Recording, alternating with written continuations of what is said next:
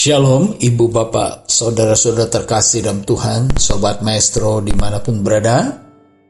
Bersyukur kembali saya, Pendeta Cheng Kim Guan, melalui program Suara Gembala, mengunjungi dan sekaligus menyapa seluruh Sobat Maestro untuk kita dapat sama-sama merenungkan firman Tuhan, yang akan kita awali dengan doa. Mari kita berdoa. Terima kasih Tuhan, untuk berkat rahmat anugerah-Mu yang begitu besar di dalam kehidupan kami. Hari demi hari dapat kami lalui di dalam kasih pemeliharaan Tuhan, dan saat ini pun kami bersyukur dengan segenap keberadaan kami untuk siap merenungkan bersama akan kebenaran firman-Mu. Kiranya berkat Allah Bapa, urapan Roh Kudus, mengurapi kami semua tanpa kecuali satupun, agar kami betul-betul dapat menikmati indahnya kuasa persekutuan firman-Mu dan ajaibnya firman yang membangkitkan iman dan pengharapan kami semua. Dalam nama Tuhan Yesus Kristus, hamba panjatkan peralahkan segala doa ini. Haleluya. Amin. Puji Tuhan, Ibu, Bapak, Sobat Maestro terkasih di dalam Tuhan. Pada kesempatan kali ini kita akan merenungkan satu firman Tuhan yang berjudul Kebangkitannya Memberi Harapan. Kebangkitannya memberi harapan. Baru lalu kita memperingati hari kebangkitan Yesus Kristus. Dan apa dampaknya bagi kita, khususnya orang-orang percaya. Kebangkitan Kristus itu harus mendatangkan pengharapan bagi setiap pribadi kita. Sekalipun kalau kita lihat, perhatikan apa yang terjadi di sekitar kita. Apa yang kita alami, apa yang kita dengar berita tentang seputar dunia ini. Seolah-olah tidak memberikan harapan.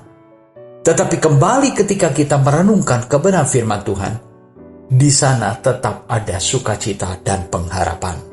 Kebangkitannya memberi harapan. Puji syukur pada Tuhan. Kenapa? Karena Allah Bapa, Allah pencipta alam semesta, menjadi sumber pengharapan kita, orang-orang percaya. Kita lihat di dalam 1 Petrus 1 ayatnya yang ketiga. Dikatakan, terpujilah Allah dan Bapa Tuhan kita Yesus Kristus, yang karena rahmat-Nya yang besar telah melahirkan kita kembali oleh kebangkitan Yesus Kristus dari antara orang mati, kepada suatu hidup yang penuh pengharapan. Puji syukur pada Tuhan. Ini adalah pesan daripada Petrus. Petrus yang pernah mengalami jatuh bangun di dalam iman percayanya. Petrus yang pernah mengalami kehilangan pengharapan. Sekalipun Petrus merupakan saksi kebangkitan Kristus. Petrus pernah mengalami itu. Dia menjadi saksi kebangkitan Kristus. Tetapi setelah Yesus bangkit pun, dia kerap mengalami kehilangan pengharapan. Sampai-sampai dia berencana kembali untuk kehidupan lamanya sebagai nelayan. Tetapi setelah dia mengalami kuasa kebangkitan, anugerah pencurahan Roh Kudus, maka dia mengalami satu kesegaran baru, yaitu mengalami kelahiran baru di dalam Yesus Kristus. Yang dia katakan, yang karena rahmat-Nya yang besar telah melahirkan kita kembali oleh kebangkitan Yesus Kristus. Jadi Petrus yang pernah mengalami gagal total di dalam iman percayanya, dia mengalami pengalaman kelahiran baru oleh kuasa kebangkitan Yesus Kristus. Apanya yang mengalami kelahiran baru? Apanya yang mengalami pembaharuan? Pemikirannya, iman percayanya, pengharapannya, sehingga dia katakan melahirkan kita kembali oleh kebangkitan Yesus Kristus dari antara orang mati kepada suatu hidup yang penuh pengharapan. Hidupnya penuh pengharapan.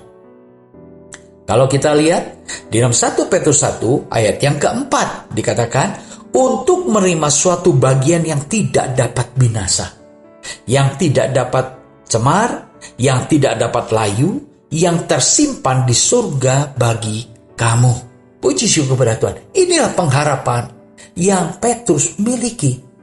Pengharapan bukan kepada perkara-perkara yang fana dan sia-sia, bukan berharap kepada perkara-perkara materi, karena semuanya itu bersifat sia-sia dan sementara. Tetapi pengharapan daripada Petrus ini berpengharapan kepada perkara-perkara yang kekal, yang tidak dapat cemar, yang tidak dapat layu, dan tersimpan di surga bagi kamu.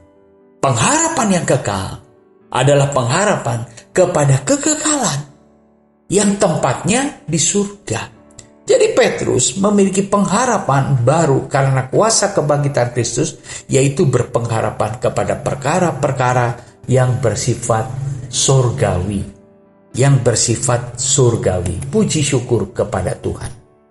Nah, kita akan lihat di dalam 1 Petrus 1 ayatnya yang kelima. Yaitu kamu yang dipelihara dalam kekuatan Allah karena imanmu, sementara kamu menantikan keselamatan yang telah tersedia untuk dinyatakan pada zaman akhir. Pengharapan Petrus kepada perkara-perkara surgawi. Tetapi dia juga punya iman pengharapan akan jaminan pemeliharaan Tuhan dalam kehidupannya sementara hidup di dunia ini. Sementara menantikan keselamatan yang telah tersedia. Petrus pun memiliki pengharapan. Jadi pengharapan kepada Allah yang sudah membangkitkan Yesus Kristus adalah pengharapan kepada perkara-perkara yang kekal dan pengharapan kepada kuasa pemeliharaan Tuhan selama kita hidup di dalam dunia yang sementara ini. Di dalam dunia yang fana ini. Puji syukur pada Tuhan. Kita selama hidup di dalam dunia ini menantikan kedatangan Tuhan, yaitu dipelihara dalam kekuatan Allah karena iman. Puji syukur kepada Tuhan. Nah, inilah pengharapan bagi kita semua yang masih tinggal di dalam dunia ini. Kita berkeyakinan dan pengharapan bahwa selama kita hidup dalam dunia ini dipelihara dengan kekuatan Allah.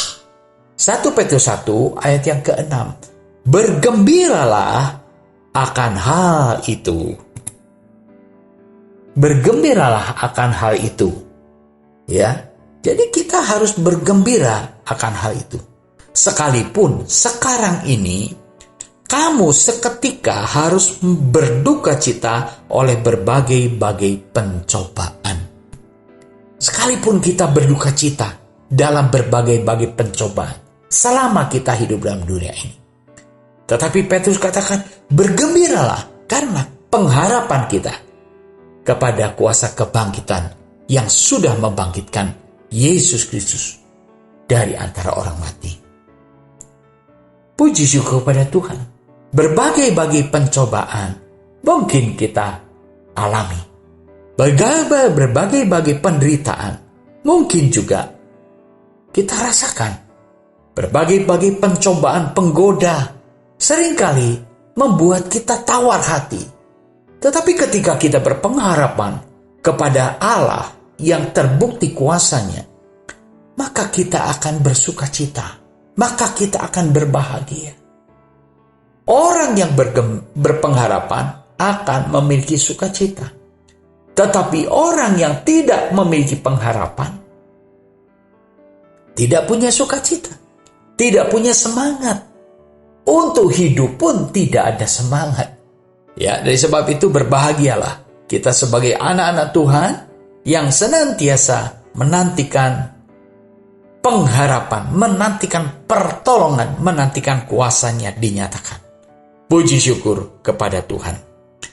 Petrus juga nyatakan, kalau seandainya selama kita hidup di tengah dunia ini menghadapi pencobaan dan juga mengalami berbagai kekhawatiran. Nah, Petrus juga peringatkan di dalam 1 Petrus 5, 6, dan 7. Karena itu, rendahkanlah dirimu di bawah tangan Tuhan yang kuat, supaya kamu ditinggikannya pada waktunya. Serahkanlah segala kekhawatiranmu kepadanya, sebab Ia yang memelihara kamu. Puji Tuhan. Jadi Petrus pun memberikan solusi. Kita bisa berbahagia jika kita berpengharapan kepada Tuhan. Sekalipun kita menghadapi pencobaan-pencobaan. Namun tidak jarang pencobaan-pencobaan dan godaan-godaan itu membuat kita tawar hati, membuat kita khawatir. Dari sebab itu kalau kita menghadapi kekhawatiran, ya, dikatakan juga di sini bahwa rendahkanlah dirimu di bawah tangan Tuhan yang kuat. Kita perlu menyadari diri kita terbatas. Kita perlu menyadari ketidakmampuan kita. Dan kita mau berserah diri di bawah tangan Tuhan yang kuat. Jadi artinya belajar untuk berserah kepada Tuhan.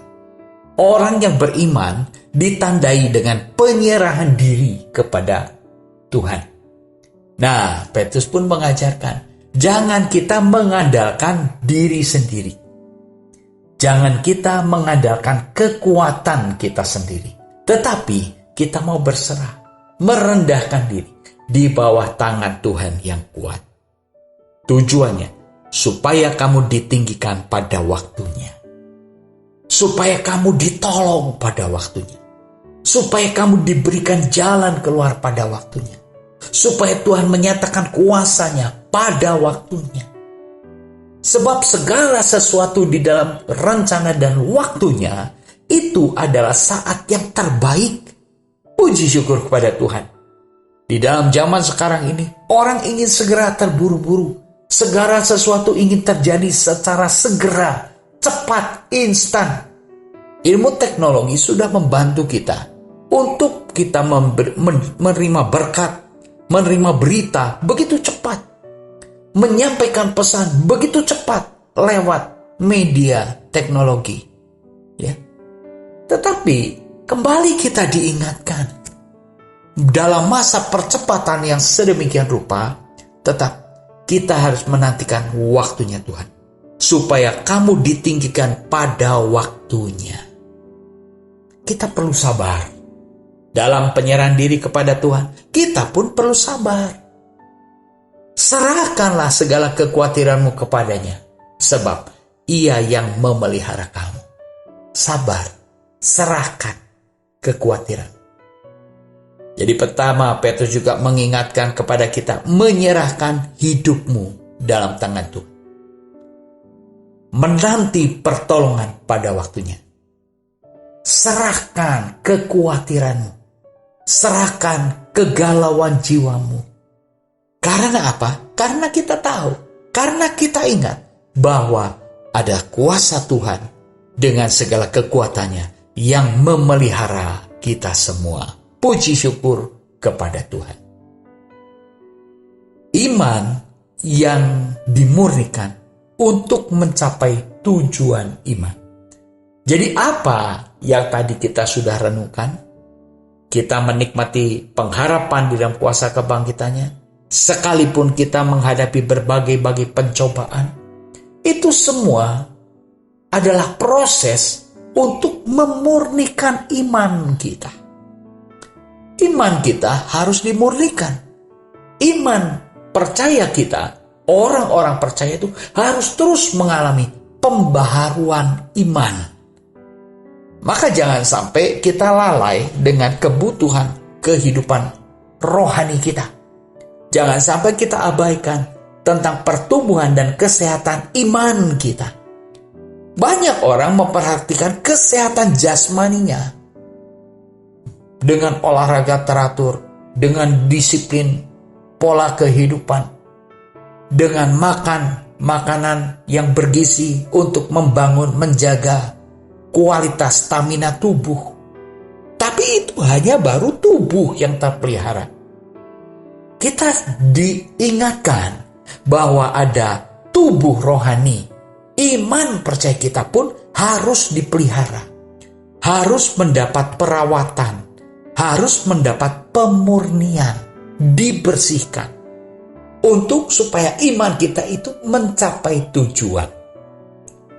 Di dalam 1 Petrus 1 ayat yang ke-7, maksud semuanya itu ialah untuk membuktikan kemurnian imanmu yang jauh lebih tinggi nilainya daripada emas yang fana, yang diuji kemurniannya dengan api, sehingga kamu memperoleh puji-pujian dan kemuliaan dan kehormatan pada hari Yesus Kristus menyatakan dirinya. Wow, ini Petrus yang memberikan nasihat demikian penuh dengan cinta kasih. Dia memberikan tuntunan, memberikan pemahaman kepada kita sebagai orang-orang percaya. Sekalipun kita menghadapi pergumulan, tetapi tetap bertekun dalam penyerahan diri dan pengandalan kepada Tuhan. Proses untuk memurnikan iman kita.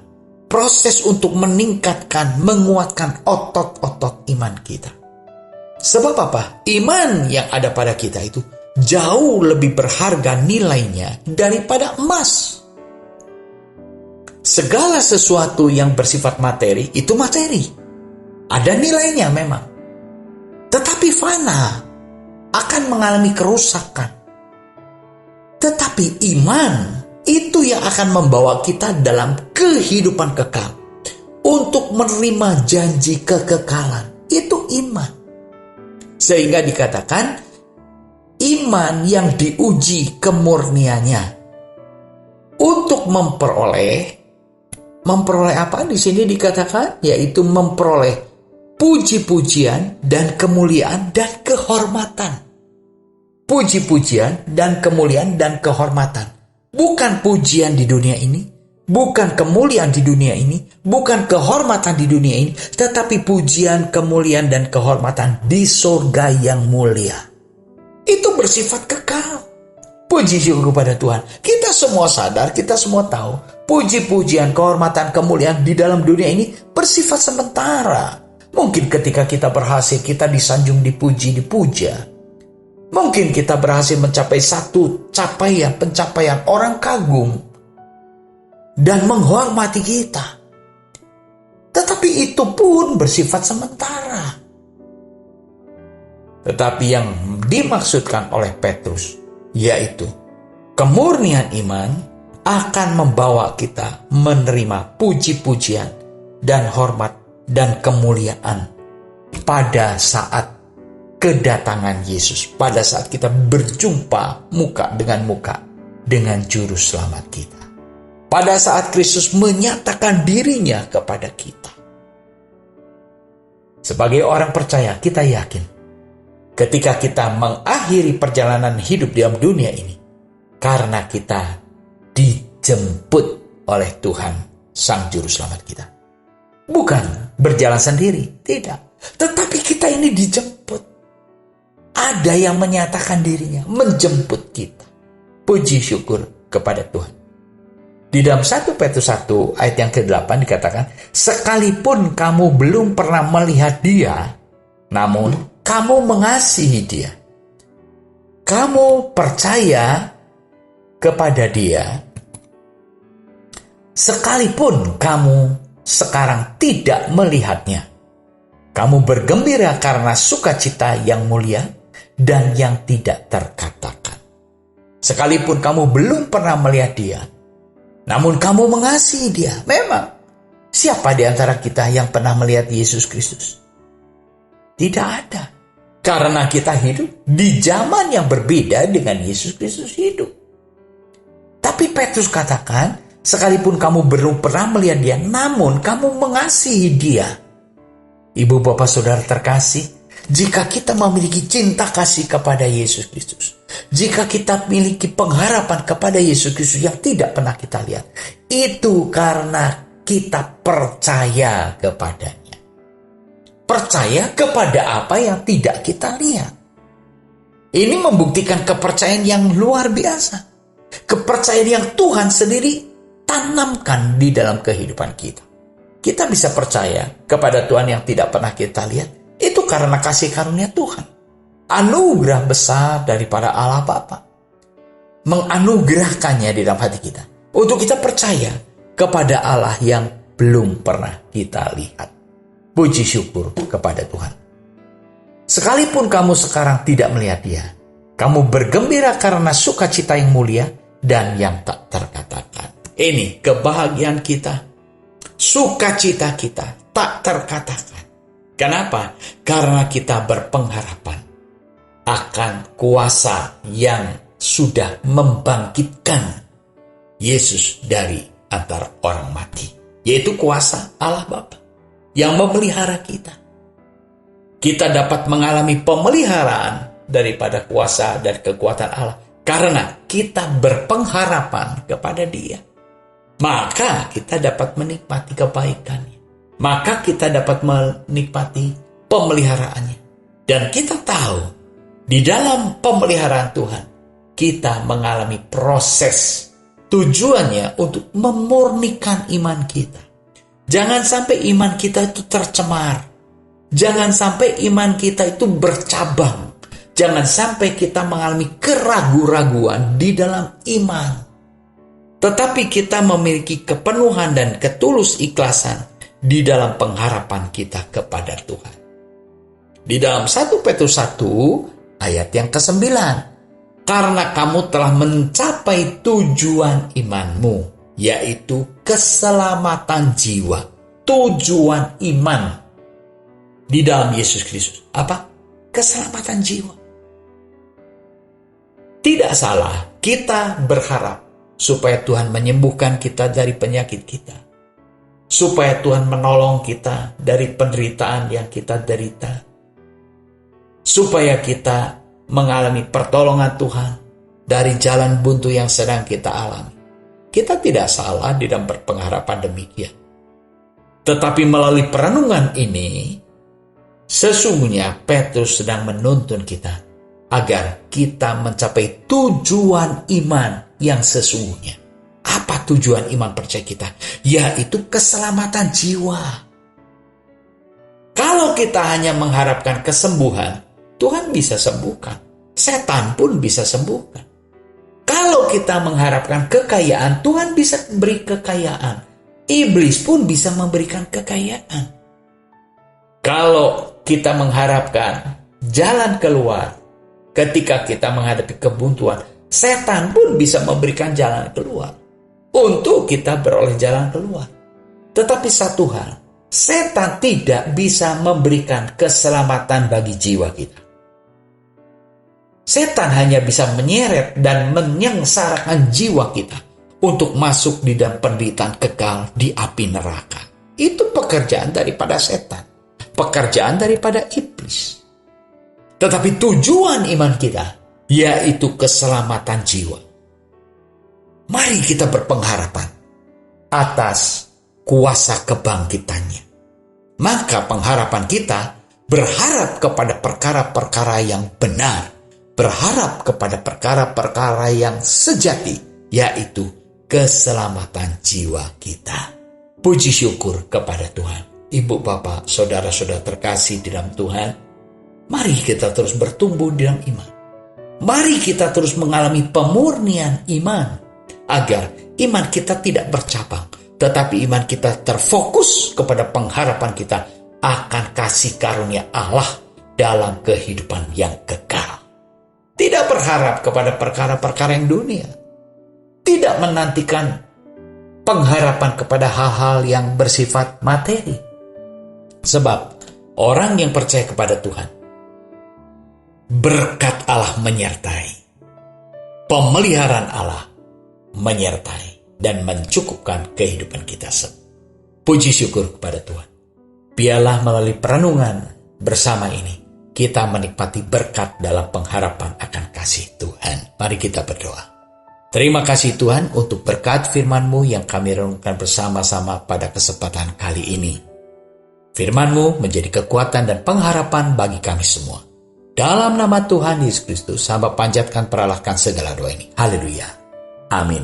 Shalom seluruh Sobat Maestro dimanapun berada, tetap berpengharapan kepada Tuhan.